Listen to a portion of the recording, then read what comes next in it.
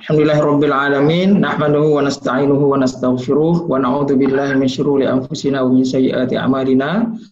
May yahdihillahu fala mudilla lahu wa may yudlil fala hadiyalah. Asyhadu an la ilaha illallah wahdahu la syarikalah wa asyhadu anna Muhammadan abduhu wa rasuluh la nabiyya ba'da.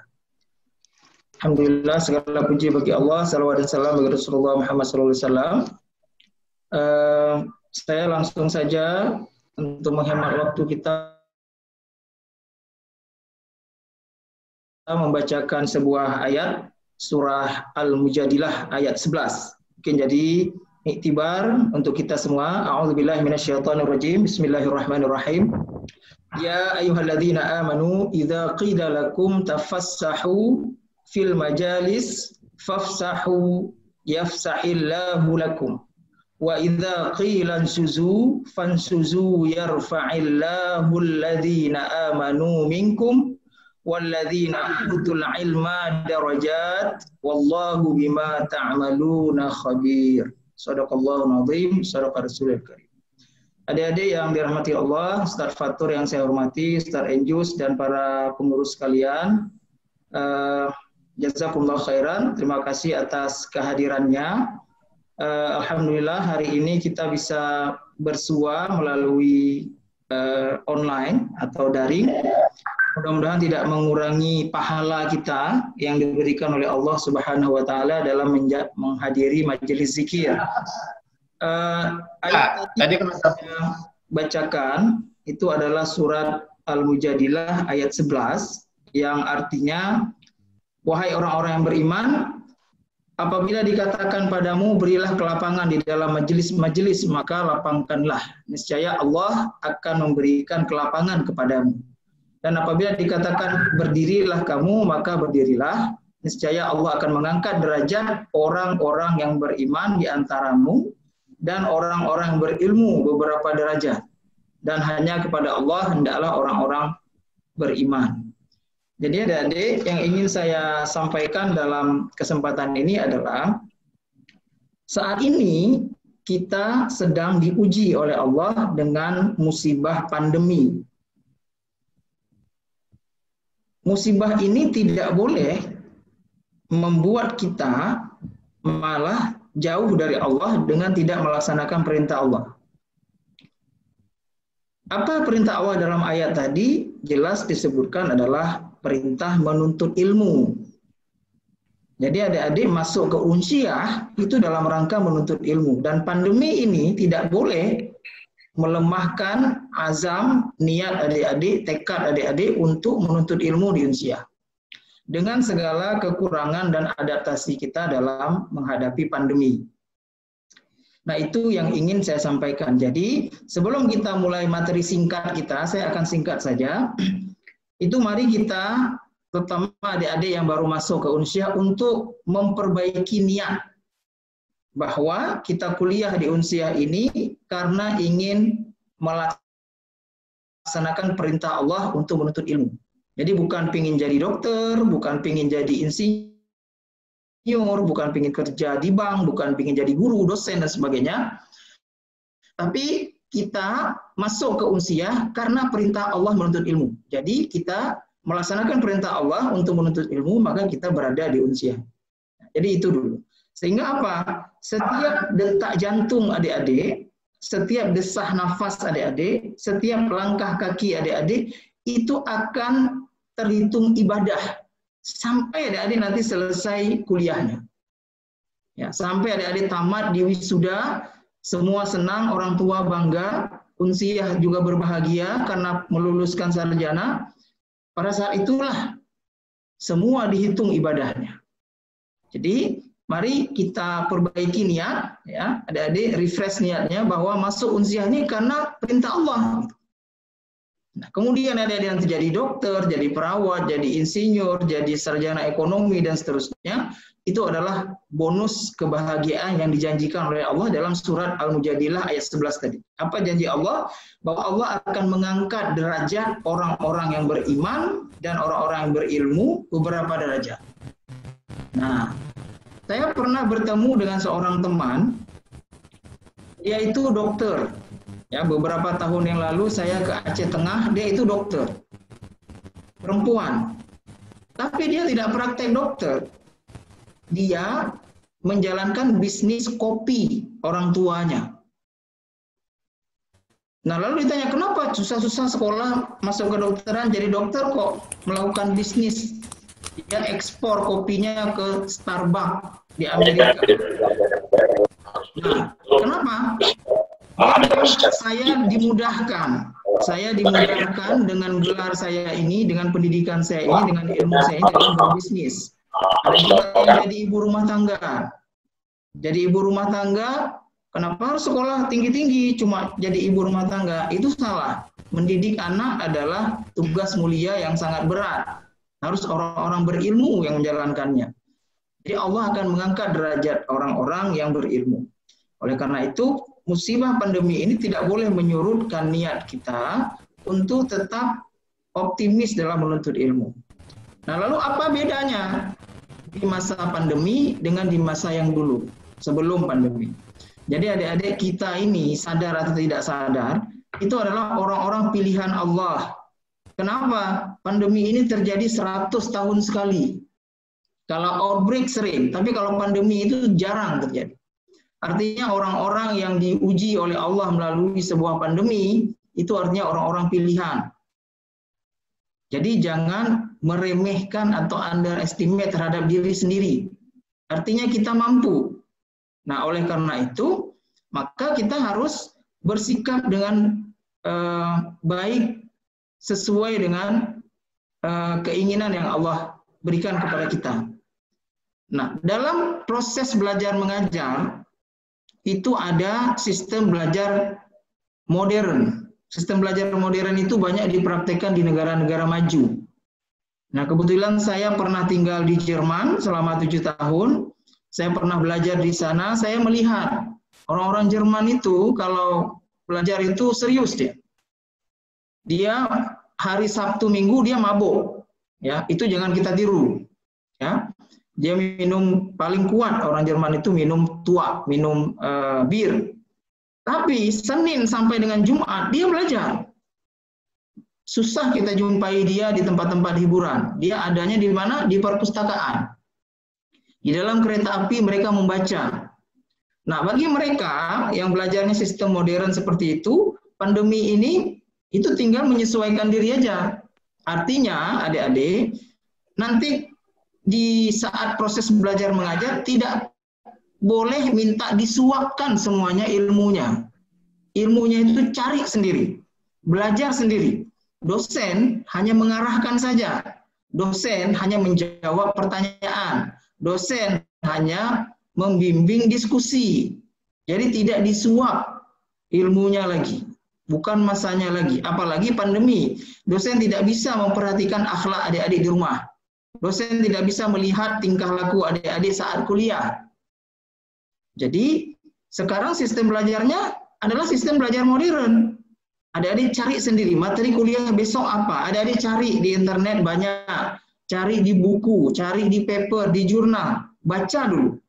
Lalu nanti pada saat kuliah, ngapain? Setelah dosen kasih pengantar, kuliah pengantar, maka ditanyakan, didiskusikan. Apa yang dibaca, disampaikan supaya teman lain yang belum tahu juga bisa tahu.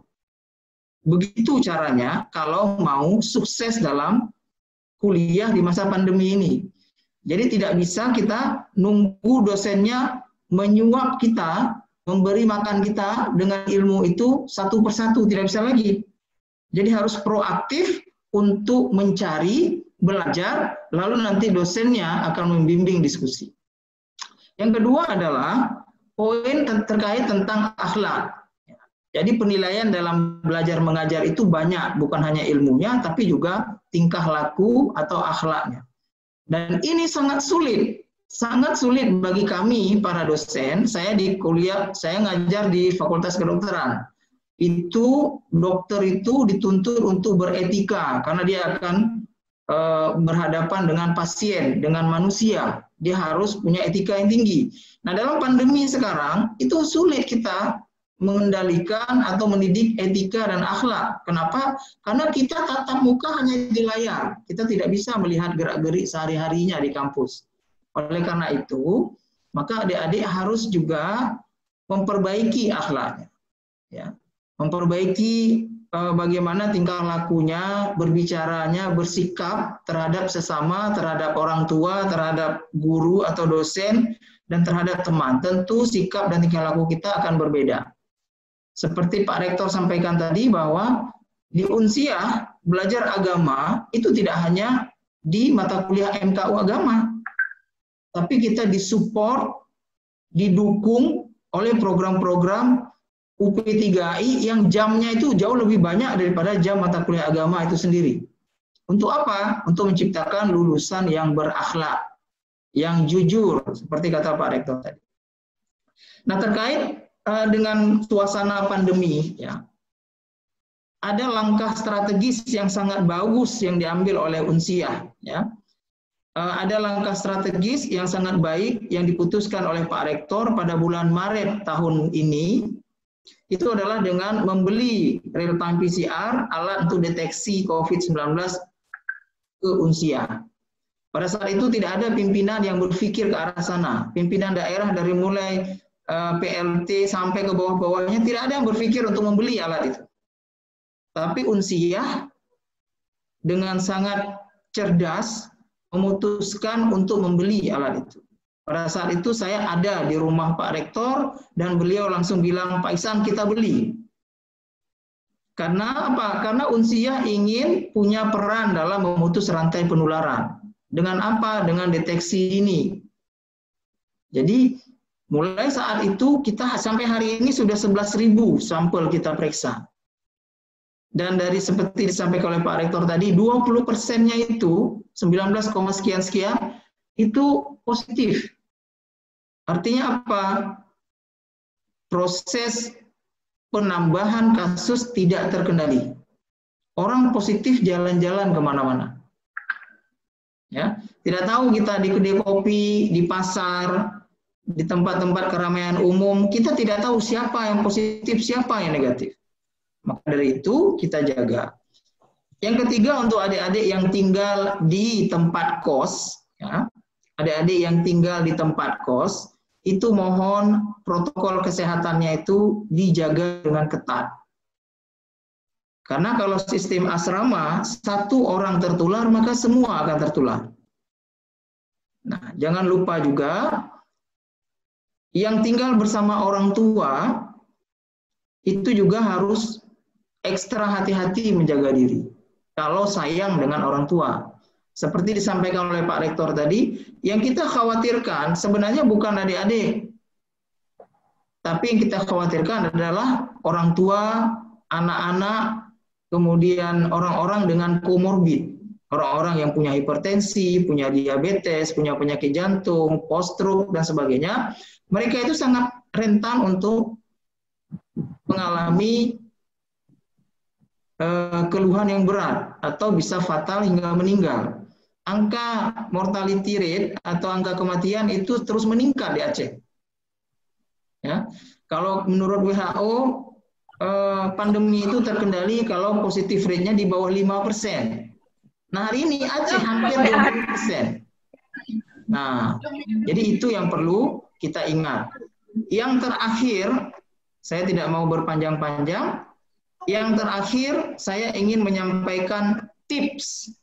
Adik-adik silahkan dengar, silahkan catat, dan sampaikan ke keluarga, ke teman-teman, ke siapapun yang adik-adik bisa jangkau. Kalau punya medsos, punya Facebook, punya Instagram, tulis di Instagramnya. Kenapa? Karena itu adalah ibadah adik-adik untuk memberikan edukasi kepada masyarakat. Saya berikan 3 tipsnya untuk terhindar dari COVID-19 ini.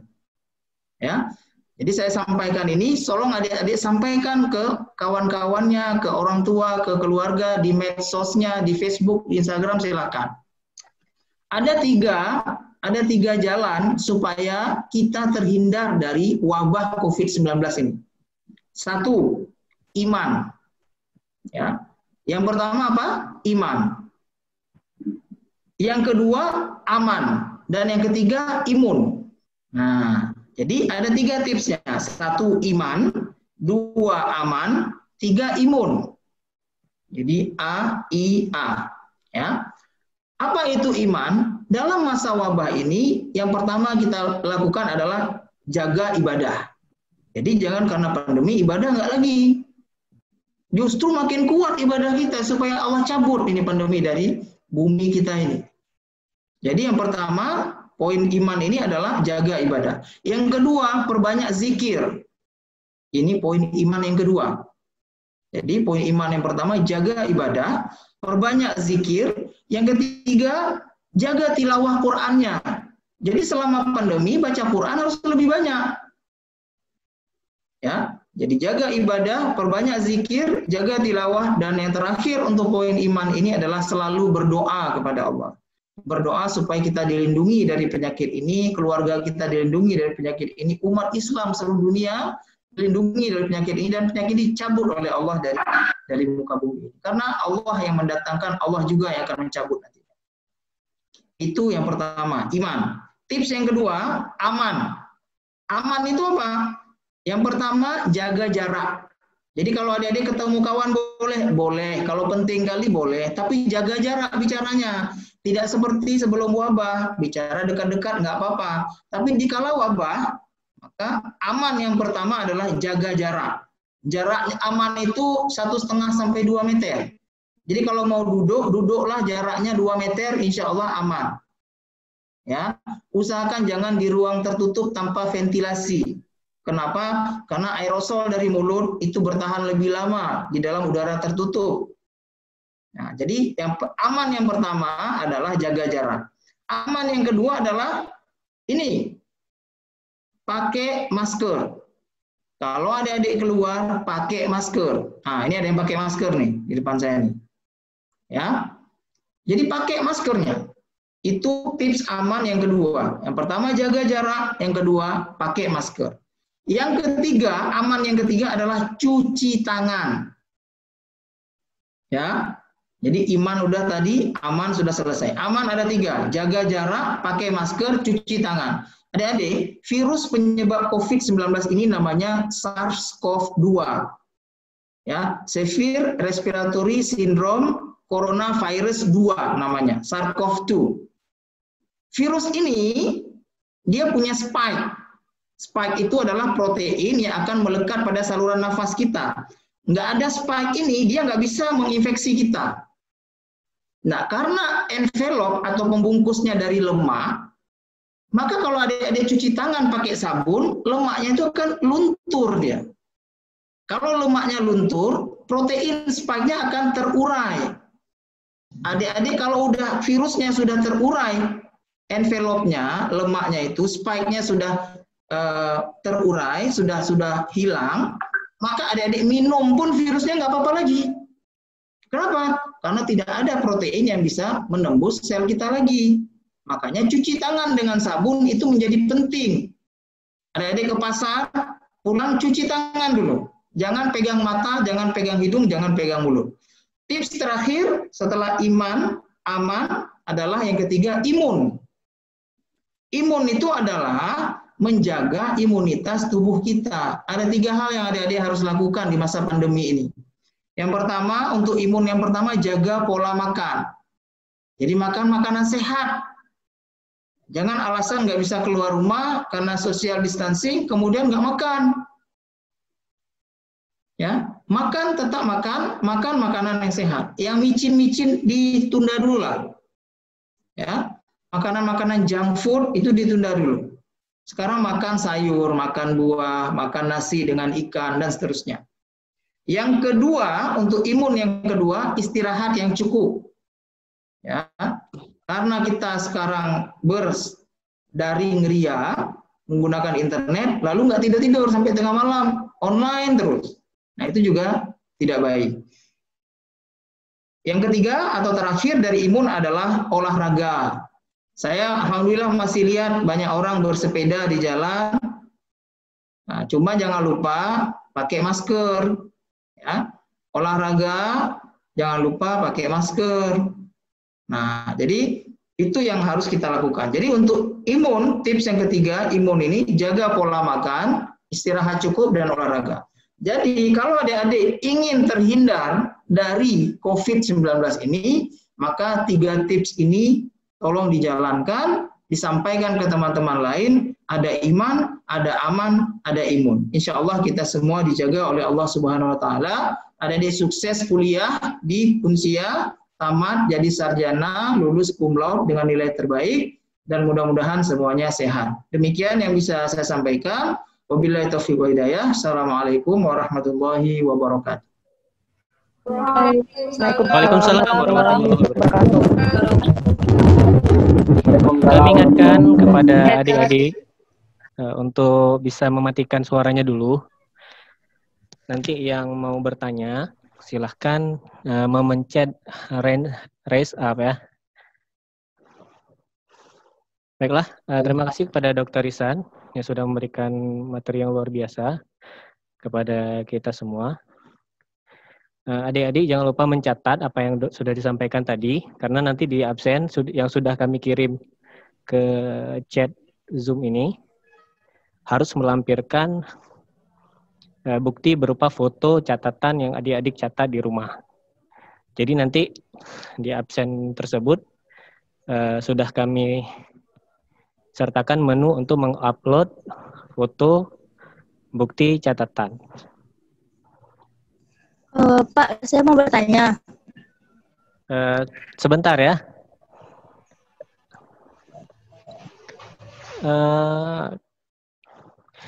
Kita berikan kesempatan ini kepada Miftah Diana ya.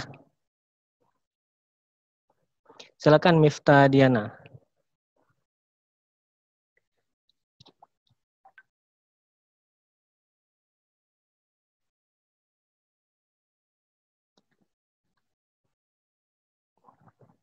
Dibuka dulu suaranya.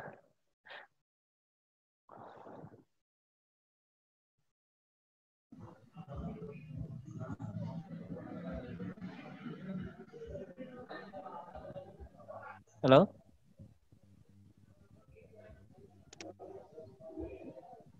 Halo, Pak. Ya, silakan. Yang bertanya saya Pak Susi Febriani. Ya, silakan Febriani. Untuk pengisian absen, dan Pak, bagaimana kalau yang baru join? Sementara di situ dibilang kalau kita harus mengirimkan bukti kalau kita ada mendengarkan.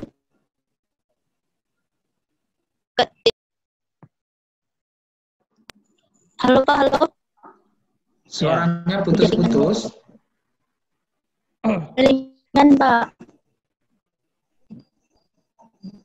Ya, untuk pengisian catatan itu minimal mendengarkan materi yang sudah disampaikan oleh Dr. Ihsan ya. Dan melampirkan catatan yang sudah kawan-kawan catat di kertas, difoto dan diupload di menu upload catatan atau resume. Pak, saya mau nanya, Pak. Ini mau nanya tentang apa? Tentang penguploadan filenya, Pak. Apa yang punya Dr. Ihsan aja, Pak? Semua boleh, tapi minimal yang Dr. Ihsan ya, yang materi yang disampaikan oleh Dr. Ihsan. Oke, Pak. Untuk pertanyaan tentang catatan dan di luar dari materi ya, kita akan jawab via chat saja ya. Ini yang ingin bertanya kepada Dr. Ihsan, kami persilahkan. Assalamualaikum. Assalamualaikum. Salam. Salam warahmatullahi. Saya ingin bertanya, saya dari Prodi Teknik Pertambangan. Maaf, kamera saya tiba-tiba menghitam.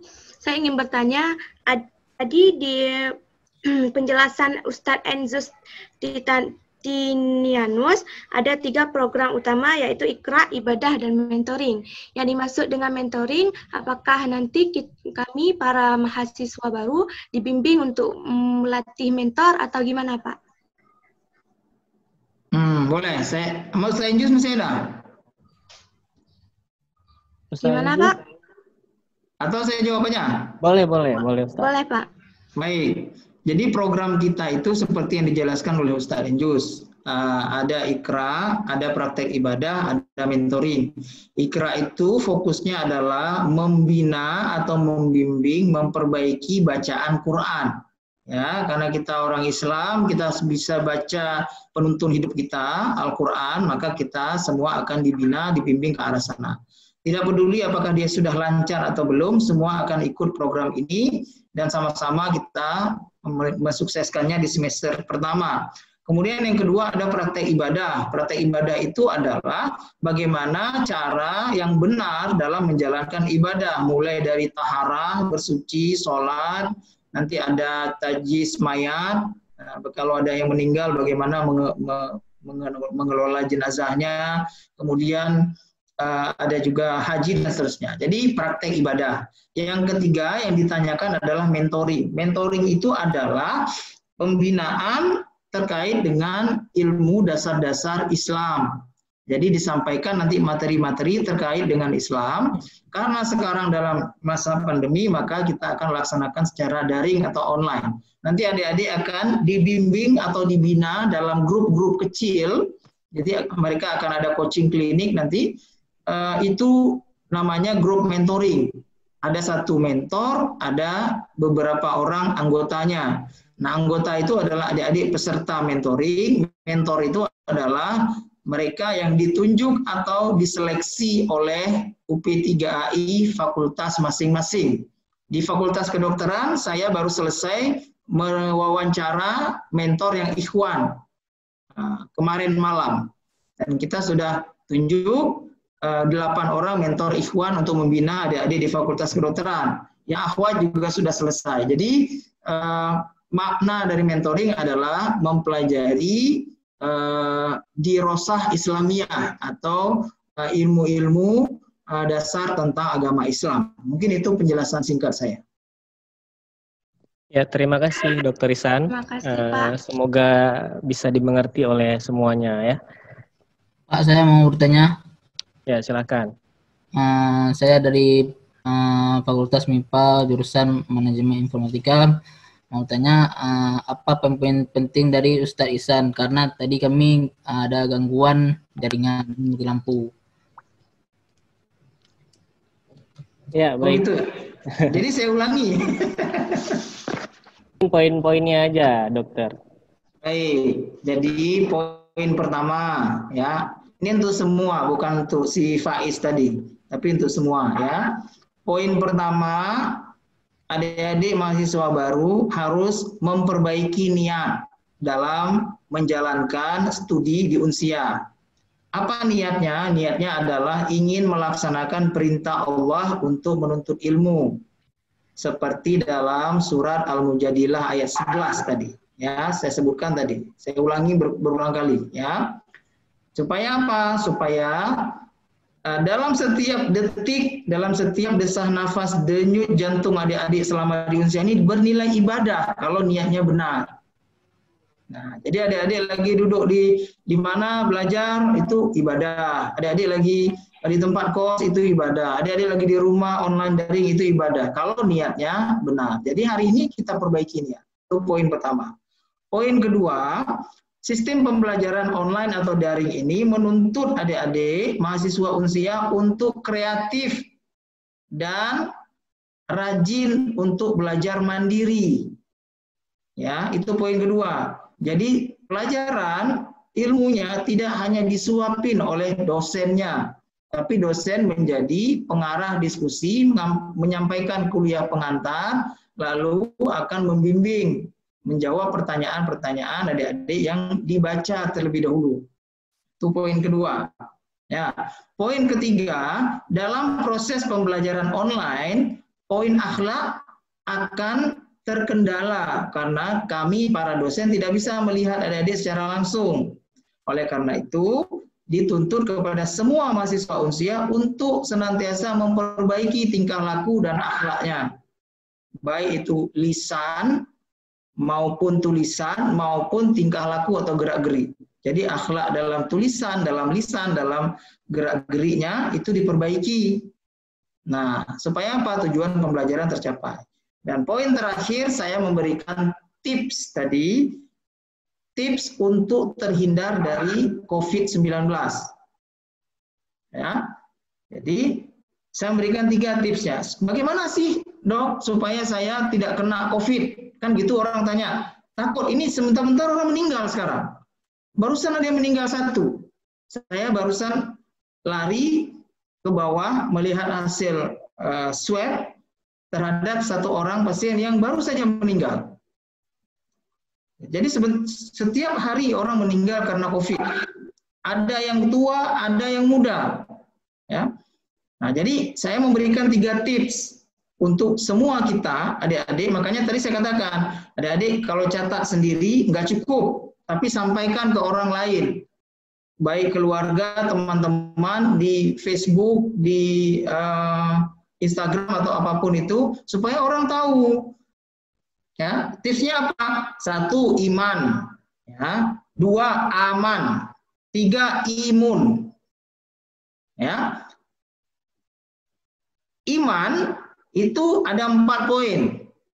Ya, apa yang saya lakukan terhadap iman ini? Iman itu ada 4 poin.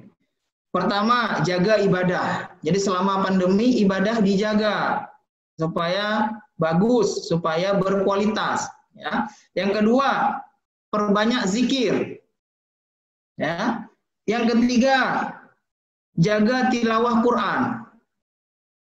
Jadi baca Quran selama tilawah, selama pandemi, jangan pandemi nggak baca Quran. Kemudian yang keempat, selalu berdoa. Doa kepada Allah supaya kita dilindungi dari penyakit ini. Keluarga kita dilindungi dari penyakit ini. Orang Aceh, orang Indonesia, seluruh penduduk dunia dilindungi oleh Allah. Jadi itu poin iman. Tips yang kedua, aman. Ya. Apa itu tips aman? Yang pertama, jaga jarak. Adik-adik, penularan COVID ini melalui droplet, ya, dari loncatan air liur yang kecil-kecil itu. Jadi kalau kita mau bicara dengan orang lain, itu jaga jaraknya. Tidak bisa seperti sebelum pandemi, duduk dekat-dekat. Nah, ini jaga jarak 1,5 sampai 2 meter. Ya. Yang kedua, pakai masker. Tips aman yang kedua, pakai masker. Kalau mau dirinya aman.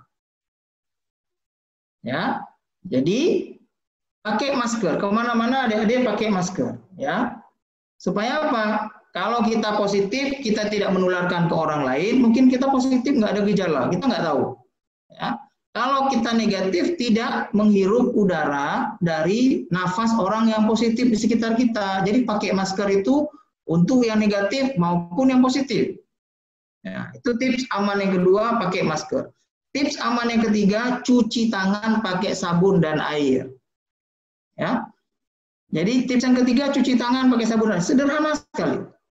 Kalau kita cuci tangan, ada virus di tangan kita, mungkin ada orang bersin di meja, lalu kita pegang meja itu, lalu virus lempel di tangan kita. Kalau kita cuci tangan, hilang dia. Nah, jadi tips aman yang ketiga, cuci tangan. Ya. Kemudian tips yang ketiga, yang terakhir, imun. Ya. Imun itu artinya menjaga imunitas atau daya tahan tubuh. Nah, menjaga imunitas atau daya tahan tubuh.